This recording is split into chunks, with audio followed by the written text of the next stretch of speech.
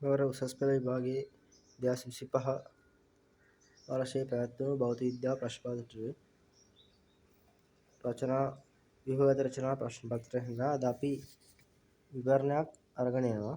අපි ප්‍රධාන වශයෙන්ම අද විවරණය කරන්නේ මෙතන තියෙන ප්‍රැක්ටිකල්ස් 4කින් ප්‍රශ්න අහලා තියෙනවා. පළවෙනි ප්‍රශ්නේ බැලුවොත් මිනුම් සරාවක ගිල්ලූ අපි කියනවා මේක පරීක්ෂණ නලයක මේක ද්‍රව්‍යමාන ප්‍රැක්ටිකල් එක කියලා කියනවා. මේකේ වෙන්නේ ද්‍රව්‍යමානයක් අපි හදා ගන්නවා. ඒ කියන්නේ ආදර්ශනයක් තමයි මෙතන කරන්නේ. මේ ප්‍රැක්ටිකල් එකේ.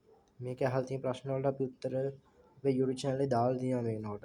මේක ඊළඟ දින එක ඩිස්කස් කරන්න තමයි අපි ඉන්නේ. ඉතින් ඊළඟ ප්‍රශ්න වල මේකේ ප්‍රස්තාරයක් තියෙනවා. ඊළඟ ප්‍රශ්න වල මිශ්‍රණ ක්‍රම භාවිතයෙන් ඝන ද්‍රව්‍ය විශිෂ්ට අබදාරිතාවය. ඉතින් ඒක හොයන විදිය කියන ප්‍රැක්ටිකල් එකක්. අපි මේවා දැන් ගෙසින් විදියට සාකච්ඡා කරලා තිනවා. 2026ටත් මේ විදියටම ගෙසින් අපි ගේන්න බලාපොරොත්තු වෙනවා. බලන්න ගියොත් ඉස්සරහට දැන් මේක සාමාන්‍ය වෙනස් වෙච්ච ප්‍රශ්නයක්. ඊළඟට ගොඩක් අනුමාන කරේ ධ්වනිමාන එයි කියලා. හැබැයි මේ පාර ආලෝකයට ප්‍රශ්නේ ගියා. ඒක වෙන්න පුළුවන්. එහෙම නීතියක් නෑ ආලෝකය දාන්න බෑ කියලා එකම අවුරුද්දේ. ආලෝකයෙන් ප්‍රැක්ටිකල් එකක් ඇවිල්ලා තියෙනවා. ඒතර මේක ප්‍රිස්ම එක අවදි කොටනය සෙයින් ප්‍රැක්ටිකල් එකේ තියෙනවා.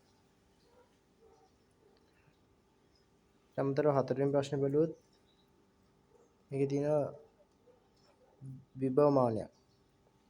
හරි. මේ විභවමානයේ අභ්‍යන්තර ප්‍රතිරෝධය හොයන එක.